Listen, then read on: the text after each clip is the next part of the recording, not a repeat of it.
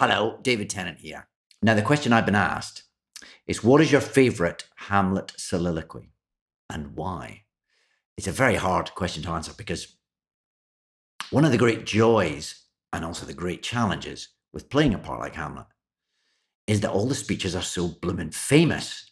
You come on stage to do something like To Be or Not to Be, and the audience are practically chanting it along with you.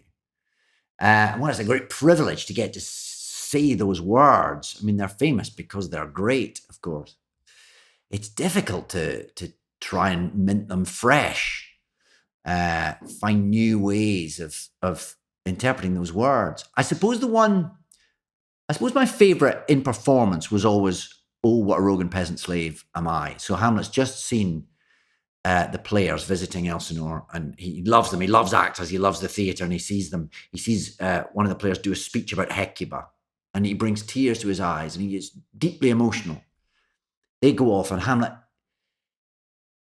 punishes himself with the idea that this man can get into can turn himself into a pretzel of emotion about something that means nothing to him. He makes this imaginative leap, and there are tears pouring down his face, and yet here am I with a murdered father, and I can't rouse myself to do anything. So for the first part of the speech, he's sort of castigating himself, punishing himself, loathing himself for all his perceived inadequacies. And yet, as the speech goes on, he manages to find this passion and fire himself up. He hits on a plan. He's going to use the theatre to catch out his uncle. And once he's got that, once he's got the proof of his uncle's guilt, then everything will be fine. So he moves within that speech. It's a beautiful speech to say, of course, but the journey of it, he moves from someone who feels like he has nowhere to go and has no tools at his command to make his situation any better.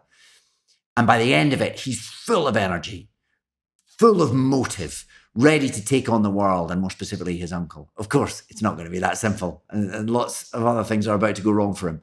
But just that trajectory and the way he mounts an argument and takes himself on that psychological journey, I think that was always my favorite speech to play.